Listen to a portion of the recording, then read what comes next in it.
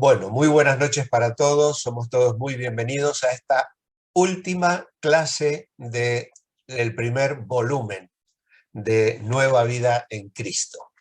Hemos llegado a la lección número 13, al último paso de esta primera etapa.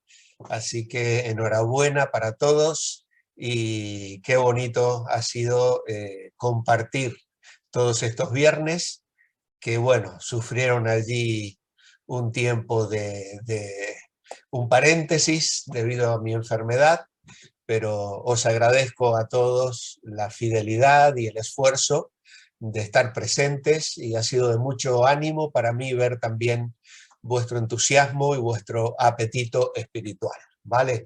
Así que el Señor os bendiga a todos.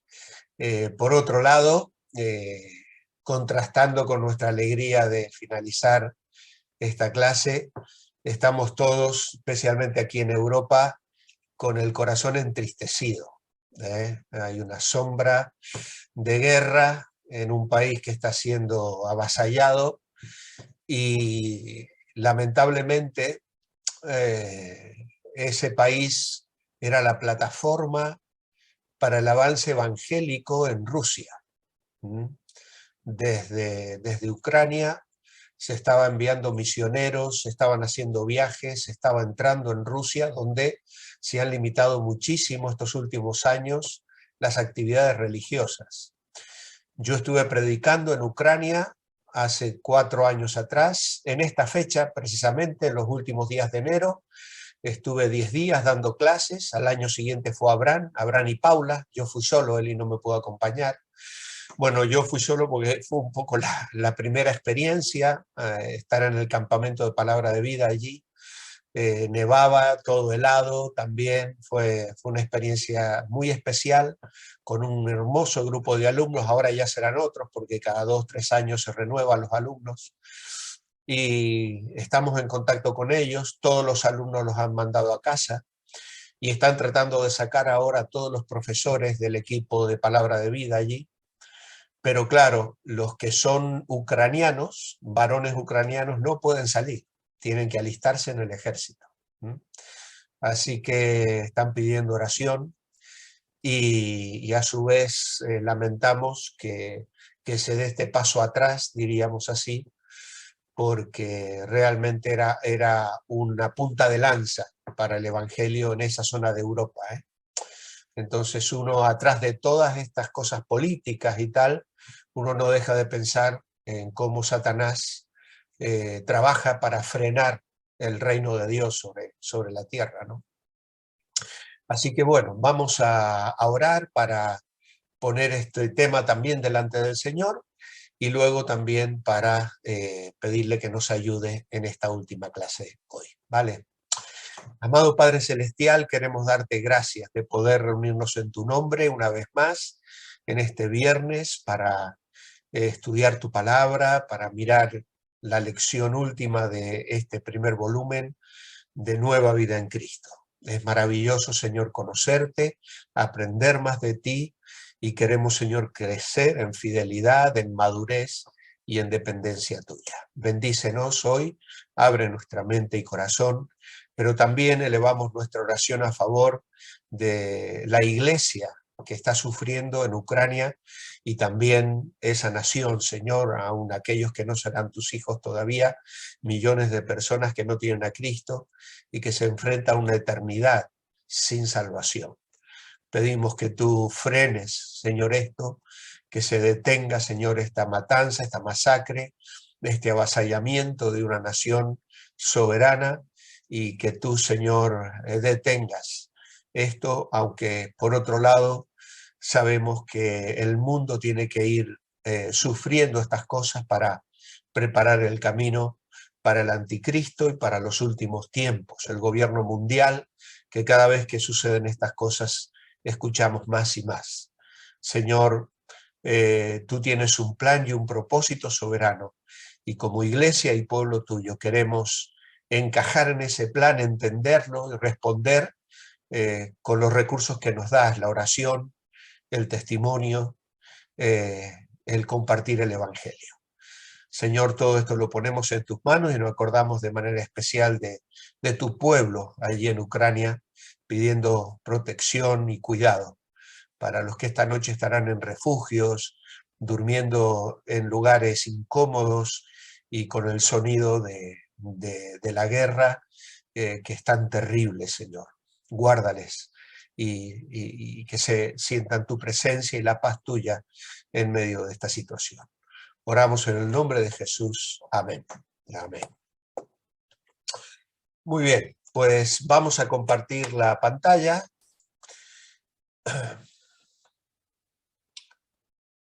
Compartir sonido. Vale.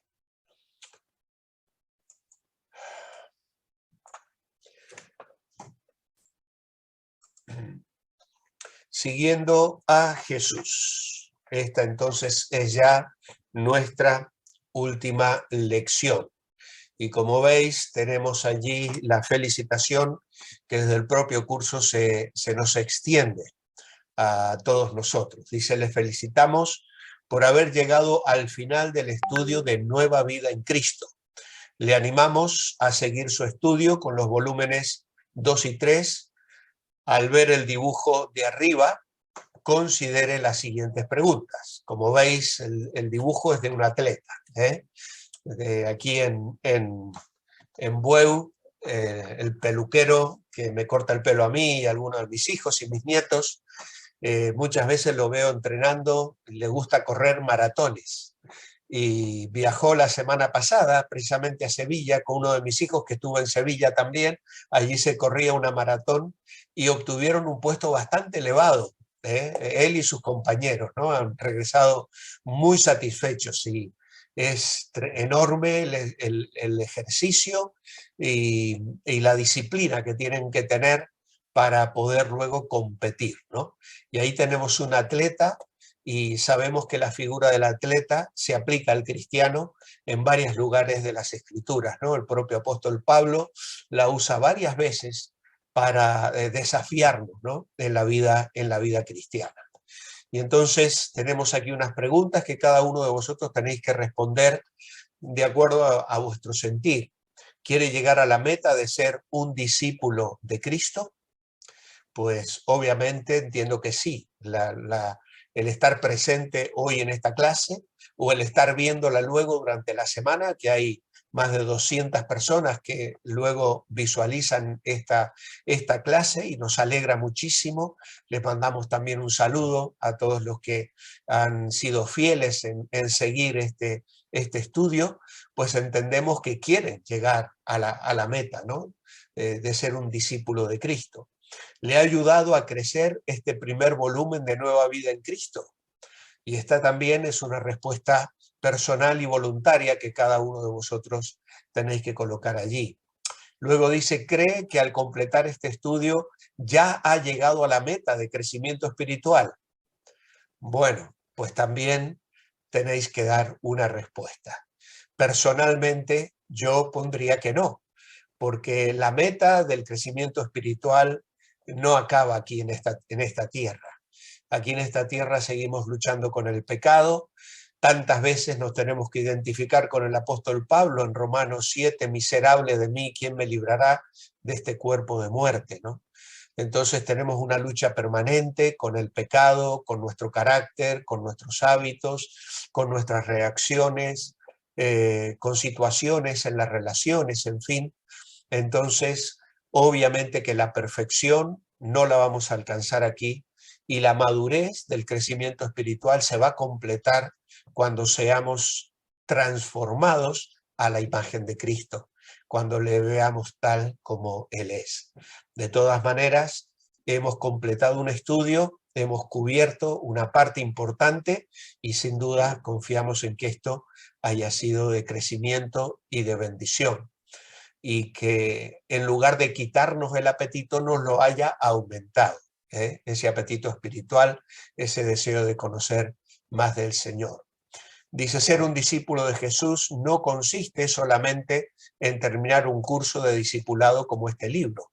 Más bien, el discipulado es una carrera de larga distancia, no solo de 100 metros. desde todos los días, o sea, un nuevo estilo de vida con nuevas reglas que las de la vida vieja o la vida que quedó atrás.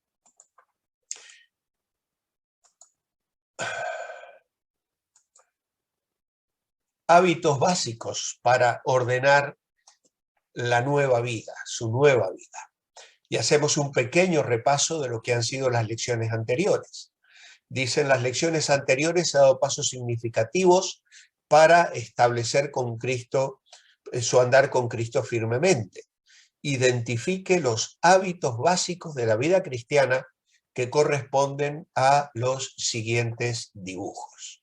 El primero de ellos lo tenemos allí, la lectura de la Biblia. Esta lección trató sobre la importancia de conocer la Biblia, la palabra de Dios, y de establecer hábitos de lectura que nos permitieran avanzar y conocer más la palabra de Dios.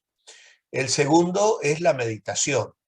Es cierto que la lectura es interesante y buena, y precisamente en algunas de estas lecciones decíamos que no debíamos correr tanto, que era importante leer menos, pero entender más. Es decir, como esta persona que se está mirando al espejo, nosotros nos miramos en la palabra de Dios porque refleja lo que somos.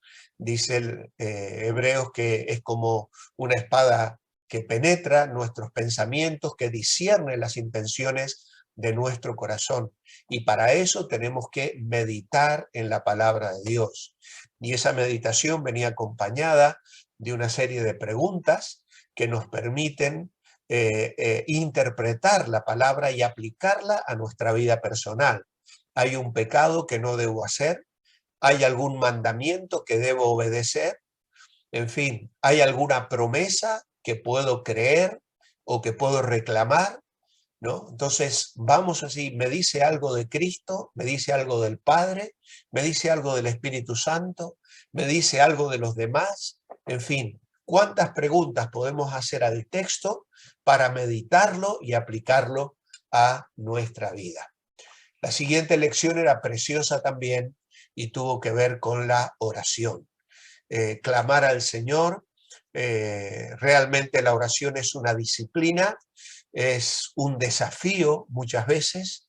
Algunos de nosotros tenemos mucha lucha con la oración, aquellos que somos activos en el ministerio, en la obra, a veces somos muy activos, nos gusta hacer cosas y pararnos y orar y clamar al Señor, a veces nos cuesta más.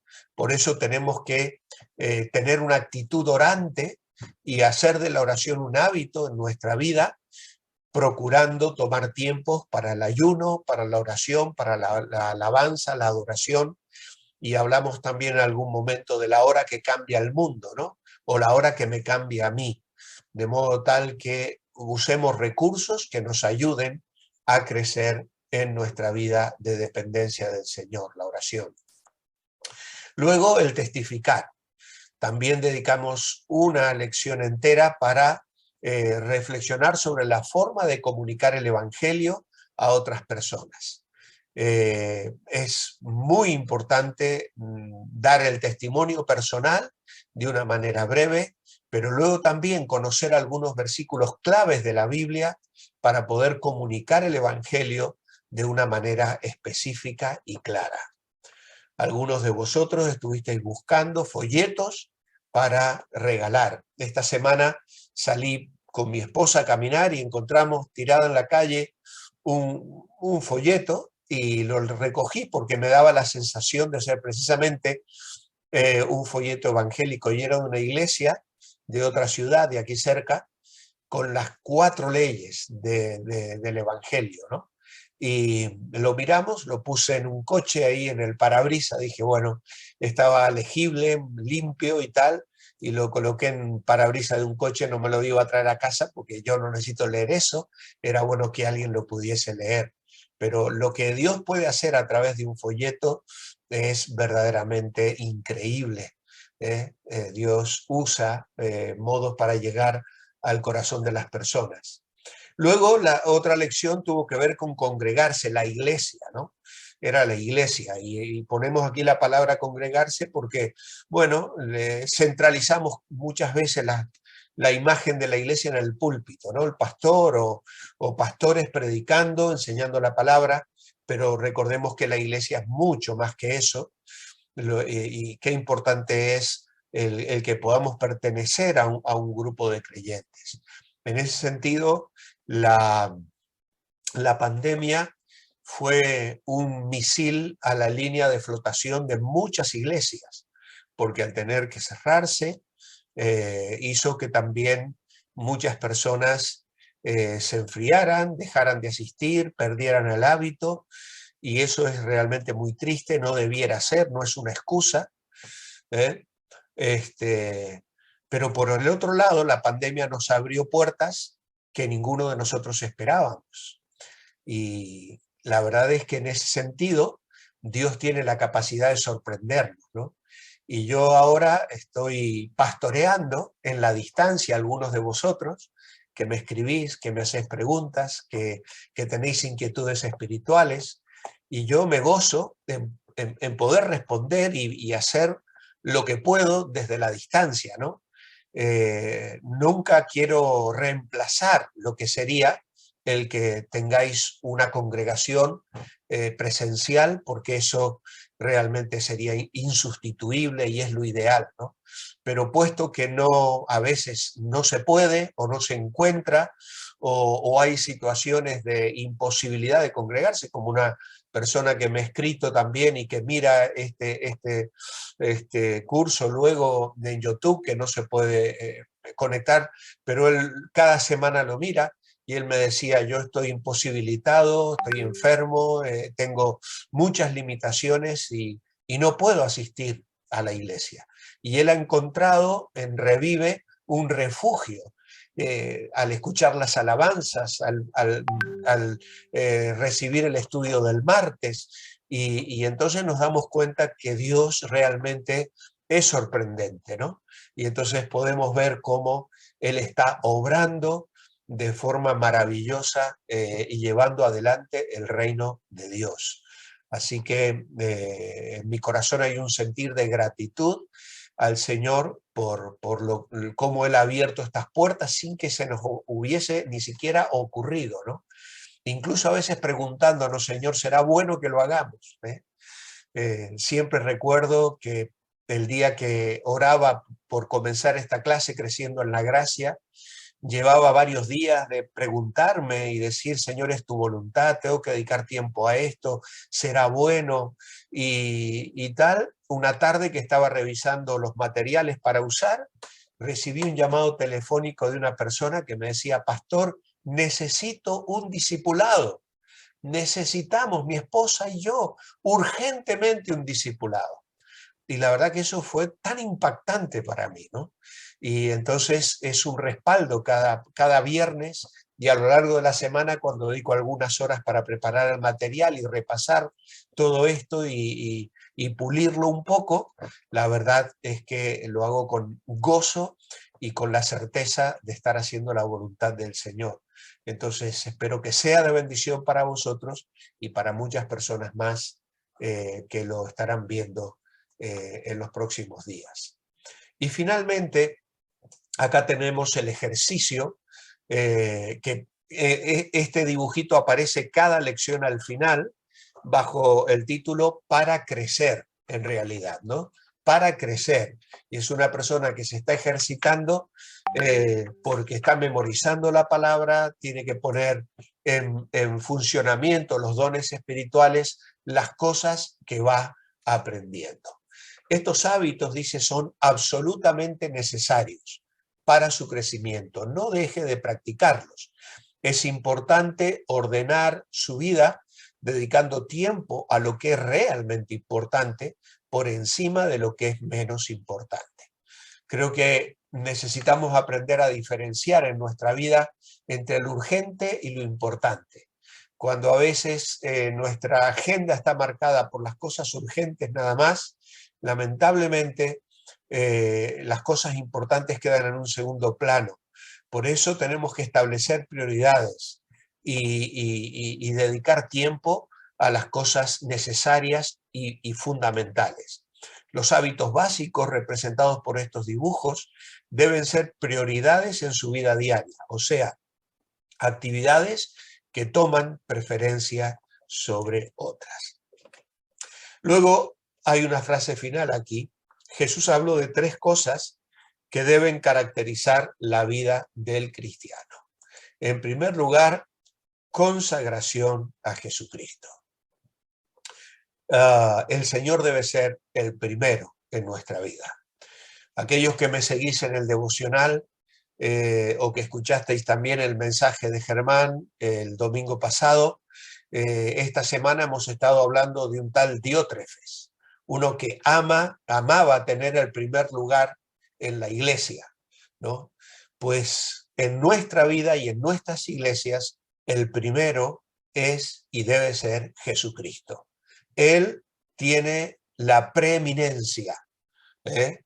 Y esa misma palabra que se utiliza para Diótrefes, ama tener el primer lugar, ser el preeminente, se utiliza en Colosenses 1:17 para el Señor Jesucristo. Agradó al Padre que Él tuviese el primer lugar, la preeminencia. Así que le damos gloria y honra y queremos reconocerle como el Señor de nuestras vidas. Luego también hay una consagración a los demás cristianos, ¿eh?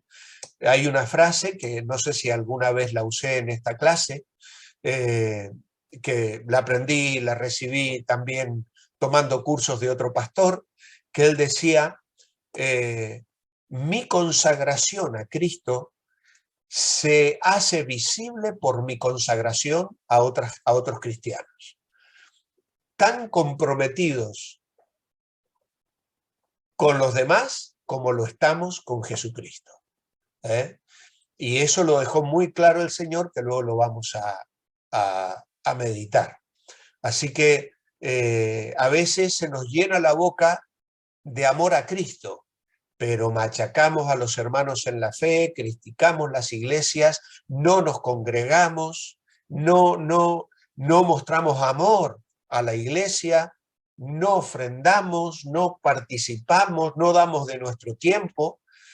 Y uno dice, pero entonces, ¿realmente hay amor a Jesucristo? No podemos amar a Cristo y no amar a la iglesia. Es el gran proyecto de Dios, de Cristo, y Cristo dio su vida por la iglesia. Y la iglesia está formada por los cristianos que me rodean, que son mis hermanos en la fe. Por lo tanto, tan comprometidos los unos con los otros como lo estamos con Jesucristo. Esa es la frase que ya me salió bien. Tan comprometidos los unos con los otros como lo estamos con Jesucristo.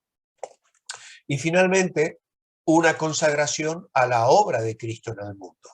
Es decir, a fomentar todo lo que tenga que ver con el avance del reino de Dios sobre la tierra. El creyente, en cuanto pisa la puerta de su casa y sale a la vereda, a la acera, a la calle, o como le llaméis, pues está pisando tierra misionera para él, ¿eh? Y no se necesita ir al otro lado del mundo para ser un misionero. Cuando salgo de casa, ya estoy en un ambiente misionero. Ya debería tener en mi mente y en mi corazón el aprovechar cada oportunidad que el Señor me da para hablar de Cristo, para dejar un folleto, para comunicar el mensaje de salvación. Tremendo desafío. Muy bien, ¿qué tipo de relación quiere tener Jesús con usted?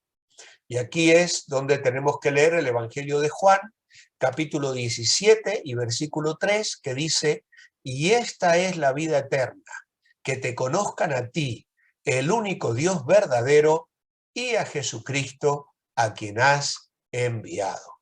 Así que aquí podemos colocar que la primera afirmación es conocer al Padre y al Hijo. Es una relación de familia, de intimidad. Esta es la vida eterna, que te conozcan a ti, el único Dios verdadero, y a Jesucristo, a quien has enviado. La afirmación de Jesús aquí es que la vida eterna se manifiesta en el conocimiento de Dios y de Jesucristo, ya que este conocimiento es el fundamento para disfrutar de una vida que es participación de la misma vida de Dios. Pedro, en su segunda carta, capítulo 1 y versículo 4, dice: por medio de las cuales nos ha dado preciosas y grandísimas promesas, para que por ellas llegaseis a ser participantes de la naturaleza divina, habiendo huido de la corrupción que hay en el mundo a causa de la concupiscencia. Así que no cabe duda de que en este sentido somos llamados a disfrutar de una relación con Dios que se traduce para nosotros en vida eterna, aunque el versículo no pretende dar una definición de la vida eterna. Aquí se trata del que el conocimiento de Dios y de Cristo nos conduce a la vida eterna, por cuanto la religión cristiana nos muestra el camino hacia el cielo. Por un lado, dirigiéndonos hacia Dios, porque realmente Cristo murió para llevarnos a Dios. Hebreos 2:10 dice: convenía a aquel por cuya causa son todas las cosas, que habiendo de llevar muchos hijos a la gloria, perfeccionase por aflicciones al autor de la salvación de ellos. Así que Cristo nos ha dirigido hacia Dios. Y Dios, por otro lado, nos ha dirigido hacia Cristo, pues es el enviado del Padre. Jesús dijo: yo soy el camino, la verdad y la vida. El único mediador entre Dios y los hombres es Jesucristo. Y esta es la razón principal por la que Jesús en este versículo distingue entre el Padre, el conocimiento del Padre, y del Hijo.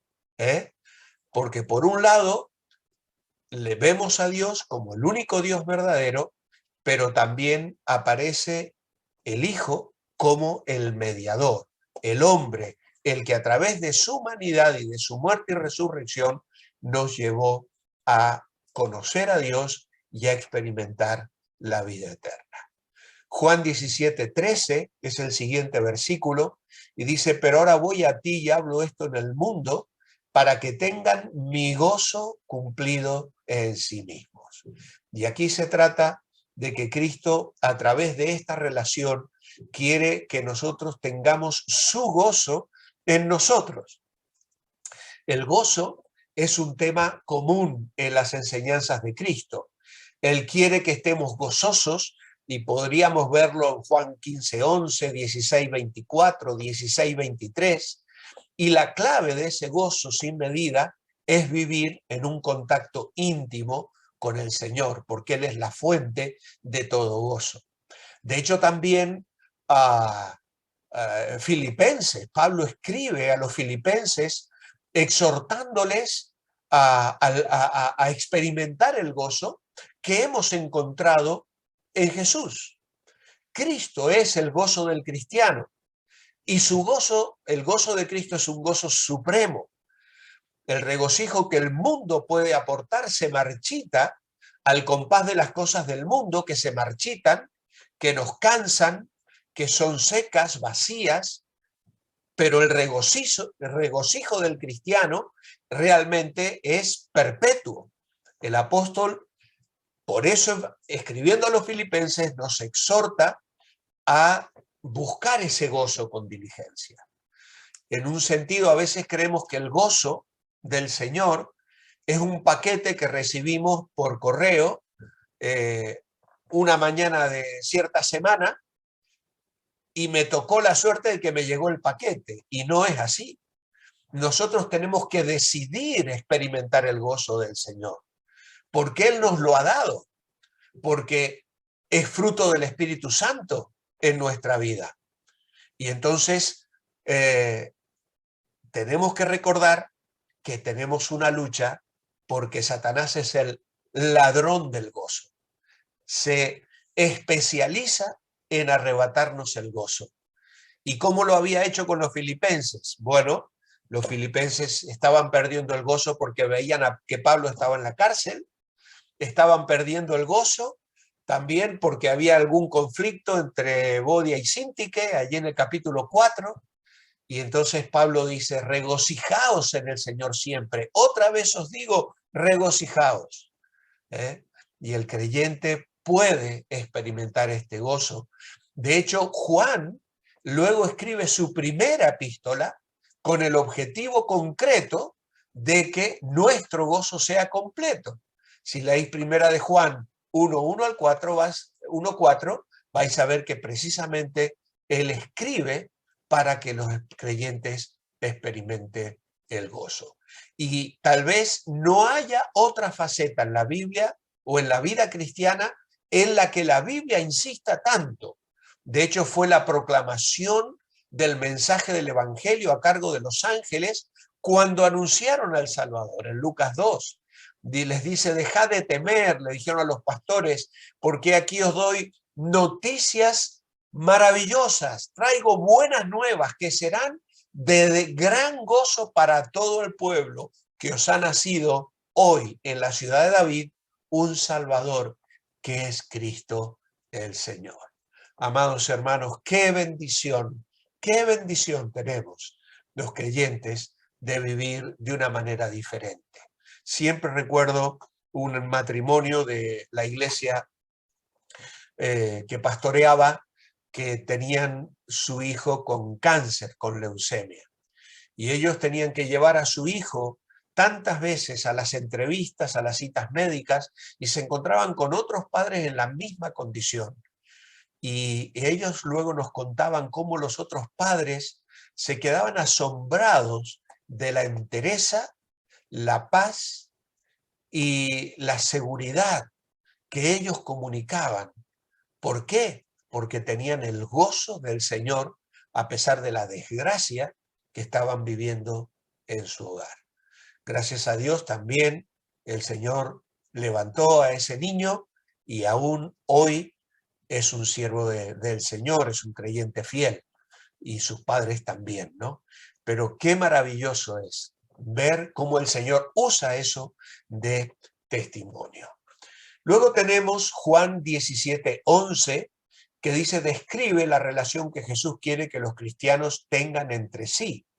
Dice, ya no estoy en el mundo, mas estos están en el mundo, y yo voy a ti, Padre Santo, a los que me has dado, guárdalos en tu nombre para que sean uno, así como nosotros. Así que Jesús pidió al Padre guardar o proteger los creyentes para que seamos uno, que estemos unidos como Cristo y el Padre. Ese es el propósito, es lo que el Señor pedía allí en Juan 17:11, para que seamos uno. Y luego en Juan 17:23 dice, yo en ellos y tú en mí, para que sean perfectos en unidad, para que el mundo conozca que tú me has enviado, que Cristo vino del cielo para amar al mundo. Entonces el amor y la unidad entre cristianos es un fuerte testimonio al mundo del amor de Dios. Eso autentica nuestro mensaje, respalda nuestro mensaje. Y también quiero deciros que como pastor, a lo largo de los años he visto tantas veces personas que llegan por primera vez a la iglesia, que conocen el Evangelio y que lo que les asombra por primera vez es ver la unidad de los hermanos.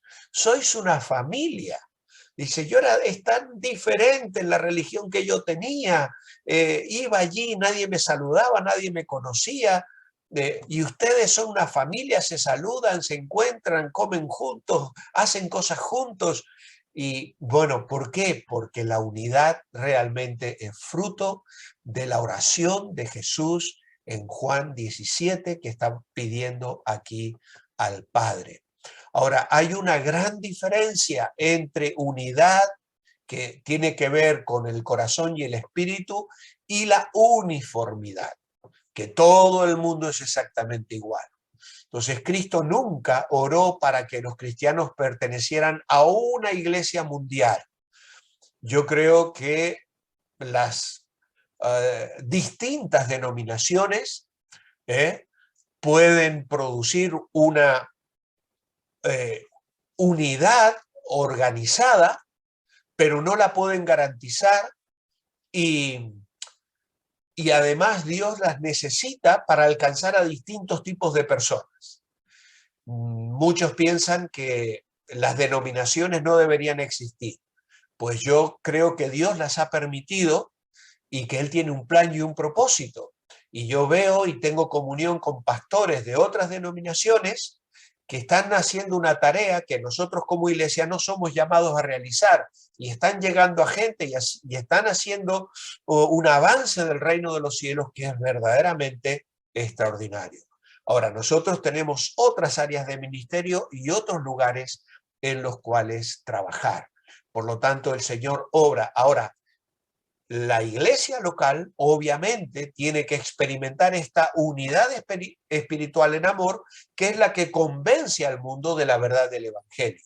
Y como iglesia tampoco somos llamados a pelearnos o a entrar en conflictos con otras denominaciones, sino a respetarles, a orar por ellos si tienen buena doctrina y porque ya hemos escuchado también y hemos leído esta semana cómo a veces hay personas que traen mala y falsa doctrina. Y esa ya se trata de otra cosa. Por otro lado, tenemos que saber que cuando el Señor oró aquí por los apóstoles, esta oración se cumplió en ellos de una manera extraordinaria, pues el testimonio apostólico de los discípulos fue sólido, fue unánime, fue visible a todos los que lo escucharon en su tiempo y a todos cuantos lo leemos en los escritos inspirados del Nuevo Testamento. Hoy leemos las epístolas de Pedro, de Santiago, de Judas, de Juan, de Pablo, ¿y qué vemos en ellas? La unidad de espíritu de hombres que amaron al Señor y que fueron instrumentos en las manos del Señor para el avance del reino de los cielos aquí sobre la tierra. Así que, lejos de desanimarnos, porque hay distintas denominaciones, nosotros entendemos que Dios tiene un propósito y un plan, y el reino de Dios avanza, y un día en la gloria, pues sí, ya seremos todos uno solo, la Iglesia Universal a la cual pertenecemos, que tiene un solo corazón, un solo espíritu, un solo Señor, un solo Salvador, y un solo Padre y un solo Espíritu Santo. Y esa iglesia es la que el Señor va a arrebatar el día en que venga a buscarnos para consumar las bodas del Cordero y estemos para siempre con el Señor en la gloria. Así que tenemos que trabajar por la unidad, responder a la llamada de la unidad, y valorar la comunión con otros hermanos en Cristo.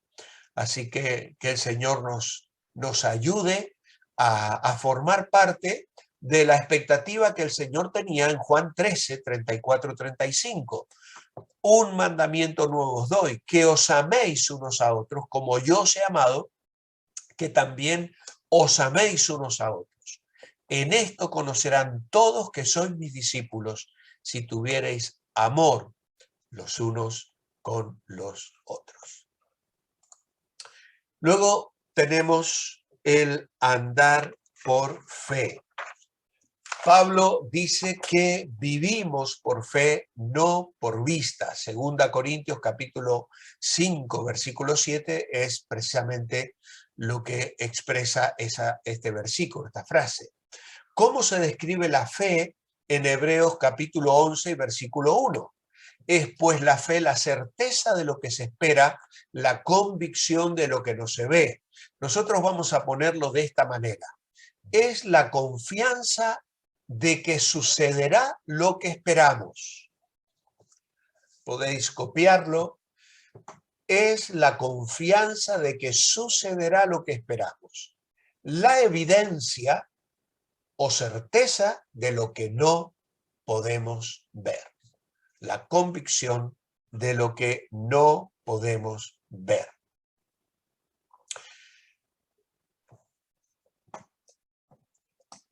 ¿Recordáis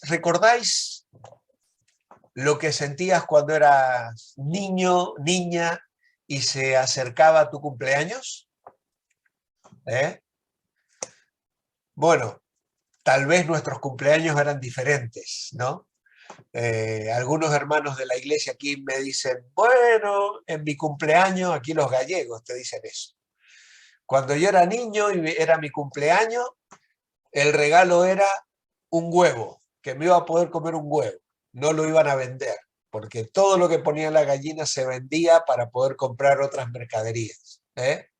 Ese era mi regalo, comerme un huevo, ¿no? Hoy yo veo a mis nietos, por ejemplo, cómo se emocionan y están ansiosos cuando va llegando el día de su cumpleaños, ¿no? La semana pasada uno de ellos cumplió 3 años y ya lo venía anunciando un mes antes con los deditos y tal, iba contando los días que le faltaba, ¿no? Y realmente eh, él tenía la certeza de que recibiría regalos. Por eso esperaba él con tanta ansiedad, ¿no? Y tanta emoción. Y obviamente hubo cosas que iban a ser una sorpresa para él. En este sentido, los cumpleaños combinan seguridad y expectación, ¿no? Así es también con la fe. La fe es la convicción basada en las experiencias pasadas de que con toda seguridad Dios nos va a dar nuevas sorpresas. 2 palabras describen nuestra fe: confianza y certeza. Estas 2 cualidades necesitan un punto inicial y final seguros. El punto inicial de la fe es creer en el carácter de Dios. Él es quien dice ser que es.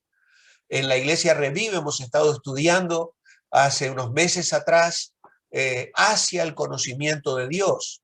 Y ahora, en este domingo no, el siguiente, vamos a comenzar o continuar con la segunda parte. Yo he preparado el cuaderno devocional y estoy súper entusiasmado y me he gozado esta semana repasando los temas una y otra vez para prepararlos en el devocional. Y es de tanta bendición conocer a Dios. Así que necesitamos ese conocimiento. ¿Quién es Dios? ¿Quién dice ser que es? Ahora, el punto final es creer en las promesas de Dios. Es decir, que Él hará lo que dice. Cuando creemos que Dios cumplirá sus promesas, a pesar de que todavía no las veamos hechas realidad, mostramos verdadera fe. En este sentido, el Señor le dijo ahí en Juan capítulo 20, versículos 24 al 31, a Tomás, ¿no? Tomás no estuvo cuando el Señor apareció después en la resurrección, y entonces estuvo 8 días angustiado, y llorando la muerte del Señor, porque él se había negado a creer en el Señor resucitado, ¿no? Y entonces tenemos nosotros que experimentar esa bienaventuranza, de haber creído sin ver, pero por otro lado, hemos visto la mano del Señor de tantas maneras en nuestra vida, que ¿quién nos va a convencer a nosotros de que Dios no existe? Cuando hemos visto al Señor obrar en nuestra vida verdaderamente maravillas. Esta semana contaba en el devocional cómo el Señor nos sostuvo antes de venir a España, y una persona no creyente se acercó a mi hermano. Mi hermano le había contado que yo me venía como pastor a España, y este hombre se quedó tan impactado de que un joven de 35 años con la esposa y los 4 hijos se viniera a pastorear a España, que se fue a su casa, sacó $1,000, estoy hablando del año 93, 94, y se los llevó a mi hermano. Yo ya me había ido, ya estábamos de viaje otra vez. Y mi hermano me tuvo que hacer llegar luego ese dinero con el que el Señor nos proveyó para viajar a Buenos Aires, hacer los pasaportes, hacer un montón de gastos que teníamos que enfrentar con el traslado, ¿no? Y tú dices, ¿cómo Dios movió el corazón de una persona no creyente, ¿no? Y cosas como esas podríamos, vamos, a veces con Eli decimos, deberíamos escribir un libro, deberíamos ponerlo por escrito, porque tantas veces y tantas cosas que nos cuentan, hermanos como vosotros, que habéis vivido al Señor en vuestra vida, ¿no? Habéis experimentado el consuelo, el cuidado y la presencia del Señor. Hebreos 11:6 dice que es sin fe imposible agradar a Dios, porque el que quiere acercarse a Dios debe creer que le hay y que Él galardona a los que le buscan. Así que aquí ponemos entonces cuáles son las dos cosas que quiere el Señor del que se acerca a Él. Creer que Él existe y creer que recompensa a los que le buscan. Este Dios es tan maravilloso, ¿no? Creer que Dios existe, podríamos decir que solo es el comienzo, ¿no? Aún dice Santiago, los demonios creen y tiemblan. Lo que pasa es que no tienen una fe salvadora. Dios no se conformará con un simple conocimiento de su existencia. Él quiere una relación personal y dinámica que va a transformar nuestra vida. Y quienes con sinceridad buscan al Señor hallarán que van a ser premiados con la presencia íntima de Dios.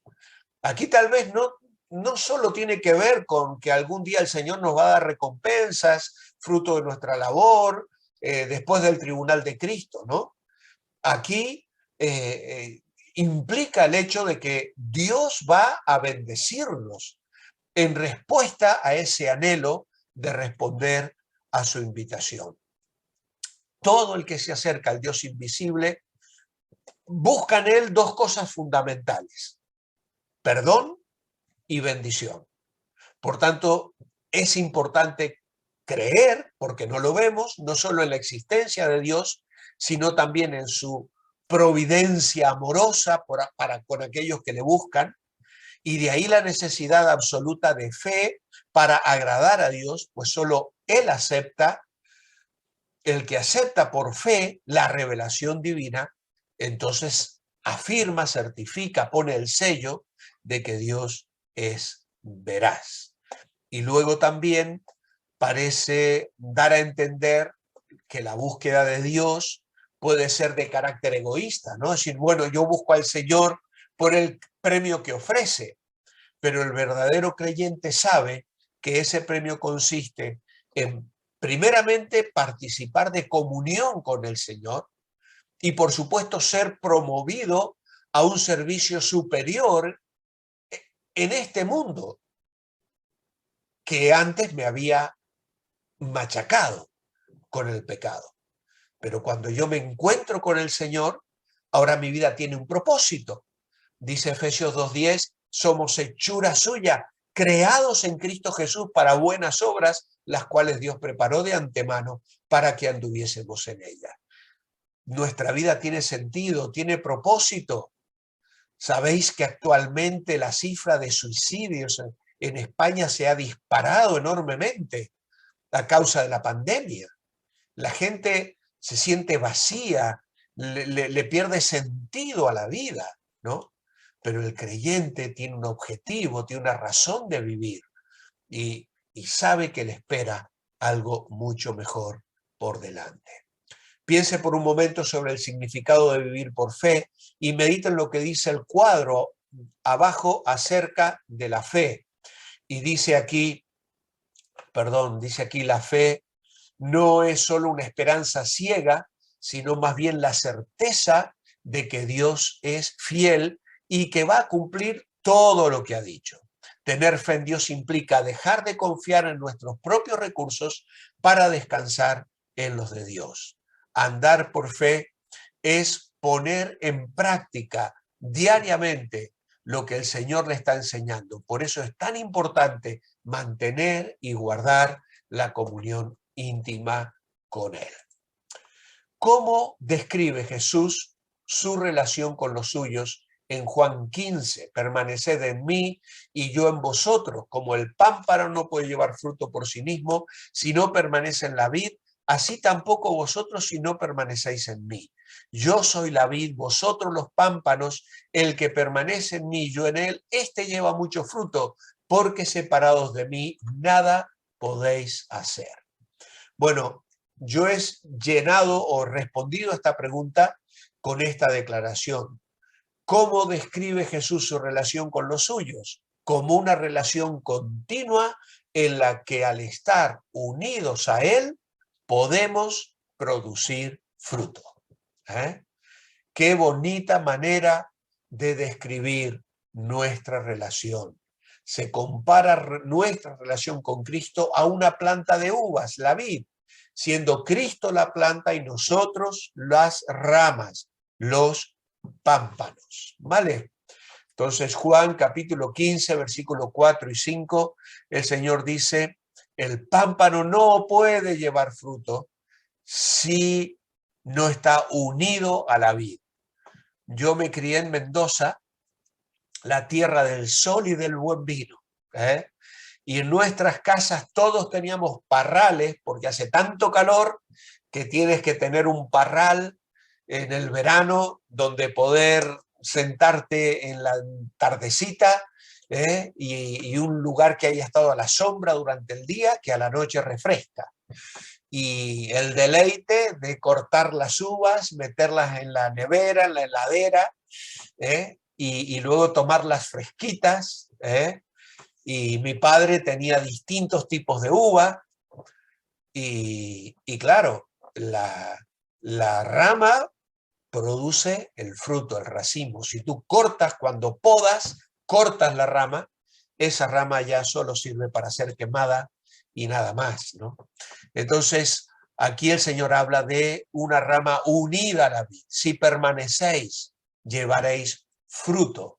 Dice, vosotros los pámpanos, el que permanece en mí, yo en él, este lleva mucho fruto, porque separados de mí, nada podéis hacer. Porque es vital mantener una relación con Cristo, porque separados de Él, nada podemos hacer. Nada. El creyente que rompe o que pierde su comunión con el Señor es un creyente que luego está trabajando en sus propias fuerzas. A veces vemos creyentes agobiados, agotados, desanimados, sin incentivos para servir al Señor.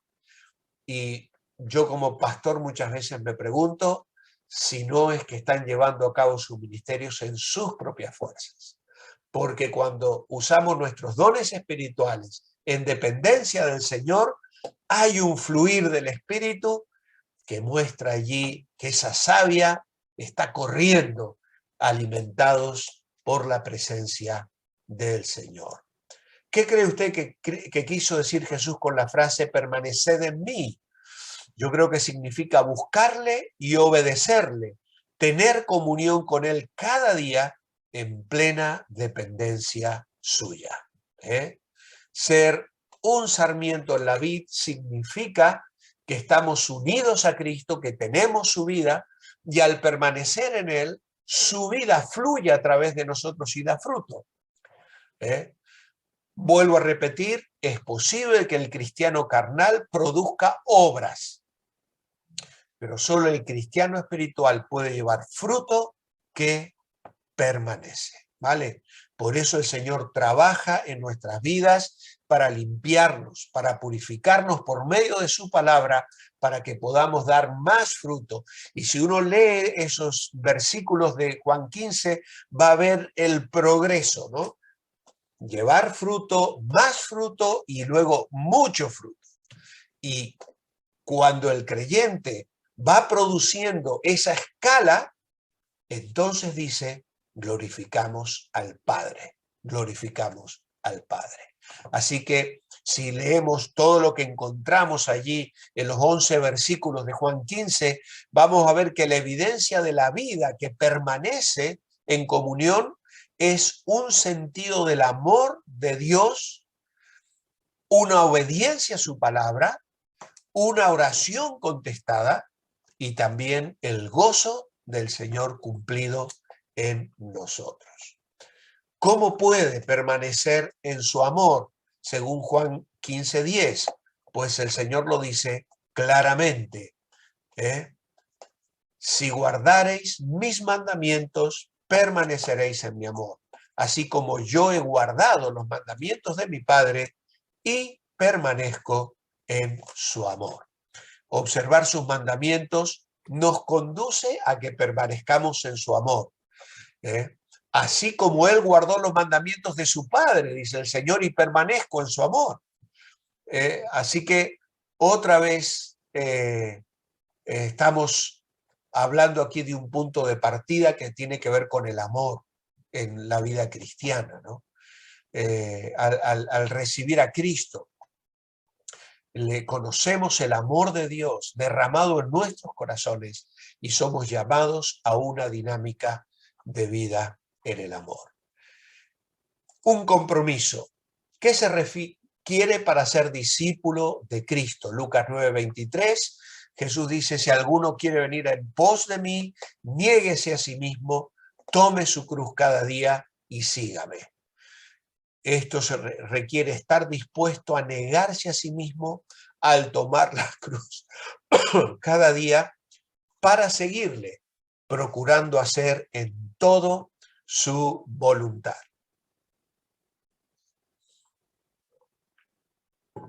Una vez escuché, yo creo que fue a Luis Palau, en una conferencia en la que yo estuve presente, y él decía y explicaba qué era esto de tomar la cruz. De hecho, hay una canción que canta Steve Green que dice, toma la cruz de Cristo. Bueno, la cruz de Cristo ya la llevó Él. Yo tengo que tomar mi cruz. Yo no puedo tomar la de Cristo, sino que Cristo ya cargó con su cruz. Pero yo tengo que tomar la mía. ¿Y qué es tomar la cruz? Decía lo siguiente, voy a levantar mis brazos para que se vea bien. Luis Palau decía, cuando mi voluntad se cruza con la de Dios, escojo la de Dios. Y ahí él hacía el símbolo de la cruz, ¿vale? Cuando mi voluntad se cruza con la voluntad de Dios, escojo la voluntad de Dios. Es la renuncia, es negarse a sí mismo para hacer en todo la voluntad del Señor. El cristiano que sigue a su Señor, imita su vida, obedece sus mandamientos y toma su cruz hasta el punto de ir hasta donde nos puedan quitar la vida. Aún los discípulos llegaron a dar sus vidas por causa de la fe. Pablo, Pedro, Santiago y lo que nos cuentan la historia secular, todos murieron como mártires, menos probablemente Juan, que murió de viejo. Pero aún tuvo que sufrir mucho por causa de la fe. Por lo tanto, el creyente es llamado a identificarse con Cristo, aún si significa la muerte. Pero raro sería que tengamos que llegar a ese punto. Debemos negar nuestros deseos egoístas, usar tiempo y dinero y elegir el camino de nuestra vida tomando en cuenta a Cristo, ¿no? Obviamente que hoy hay lugares en países perseguidos donde la gente está muriendo por causa de Cristo. Y nos dejan tremendos ejemplos. Cada miércoles oramos en el culto de oración por la iglesia perseguida. Y hay a veces historias que nos llegan que son dramáticas de cómo hay personas dando su vida por causa de la fe. Así que no nos extrañe si algún día nos llega a nosotros ese desafío. ¿Está dispuesto a negar sus propios deseos y seguir la voluntad de Dios con gozo en su vida diaria? Pues ahí tenéis que poner una respuesta personal. Siga adelante con los hábitos que ha aprendido, velando celosamente por su relación íntima con Dios. Ponga en práctica lo que el Señor le muestra cada día. Muy bien, pues veo que me he olvidado de poner el falso y verdadero. Al preparar el PowerPoint me he olvidado. Así que si queréis volver al principio de la lección lo vamos a contestar. Dice, el cristiano influye mucho en su propio crecimiento espiritual. Obviamente que sí, yo creo que es una frase verdadera, porque como creyentes dependemos de decisiones personales y tristemente hay creyentes que a veces son como niños en Cristo. Ya se los decía la semana pasada que hay creyentes que llevan 30 años de creyentes, pero parecen creyentes de un año repetido 30 veces, lamentablemente, porque se han quedado y no han crecido espiritualmente. Segunda frase, la comunión con el cuerpo de Cristo no es importante. Falso, totalmente falso, porque la comunión con el cuerpo de Cristo, claro que es vital e importante. Y la última frase, ¿es posible gozar de comunión continua con Dios? Por supuesto que sí, verdadera. Dios, el Señor, nos ha llamado a esa comunión íntima con Él. Bien, como tarea os queda allí un autoexamen. Está usando el plan para el tiempo devocional presentado en la lección 8. Diariamente a qué hora estará a solas con Cristo y siga leyendo su Biblia usando el plan 8. Esto es para que cada uno de vosotros reflexione sobre la dinámica de oración, de lectura bíblica, en fin. Cómo va a desarrollar su relación con otros cristianos. Quizá alguno tenga que tomar determinaciones, perdonar a alguien o buscar maneras de estar en contacto con otros hermanos en la fe, y cómo demostrar ante el mundo que Cristo mora en usted. Para profundizar, hay 2 tipos de fruto y luego allí tenéis la tarea para esta semana, ¿vale? Hay 2 tipos de fruto. ¿Cuáles son estos frutos? Según Gálatas 5:22 a 23 y Mateo 28:18 al 20. Es una tarea muy pequeñita, muy sencilla, parecida a la de la semana pasada, y os agradezco que toméis el trabajo de hacerla y le sacáis una foto y me la mandáis al teléfono de la iglesia. Para crecer, pues ahí tenéis la recomendación de memorización de Proverbios 3, 5 y 6. Muy bien, hermanos, hemos llegado al final de el volumen 1. Y entonces, allí al final del manual tenéis una especie de diploma, de certificado, y bueno, no vamos a usar exactamente este que tenéis en el manual, pero aquí tenemos uno que utilizamos aquí en la iglesia. Ya lo utilizó Abraham para la clase de Apocalipsis. Entonces, si alguno de vosotros está interesado en recibir esto como un recuerdo, pues me lo pedís, porque hay gente a la que no le interesa. Entonces, me decís, Walter, por favor, yo quiero recibirlo. Si me lo pedís, pues lo preparo y os lo mando en PDF o en JPG, para que lo podáis editar y ir a una librería y hacerlo en colores y guardarlo como recuerdo, ¿vale? He puesto el nombre de mi esposa, que no se ha apuntado como alumna. No me apetecía poner el nombre de ninguno porque no quiero obligar a nadie a pedir el certificado, ¿vale?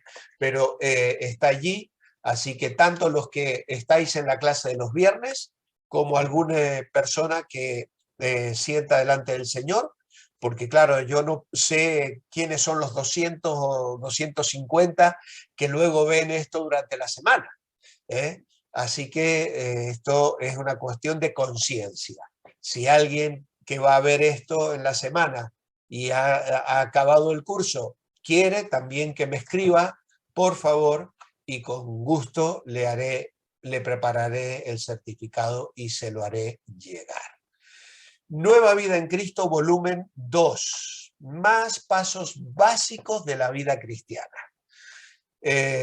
yo tengo toda la intención de continuar, así que el próximo viernes, los que querráis seguir con el volumen 2, pues me lo hacéis saber y por supuesto os haré, mañana mismo ya os enviaré el PDF para que podáis tener el material y lo podáis, yo lo tengo muy encuadernadito y preparado aquí, porque las hojas sueltas se terminan perdiendo, ¿vale? Entonces gastar un dinerito, vais a una fotocopiadora, le hacen una encuadernación y ya lo vais cubriendo y te queda como un material que podrás usar para ayudar también a otros en la fe, que hay algún hermano que ya lo está haciendo, ¿vale? Que está luego compartiendo con otra persona. Y eso es lo maravilloso de la vida cristiana, que lo que hacemos luego puede ser de bendición para otras personas.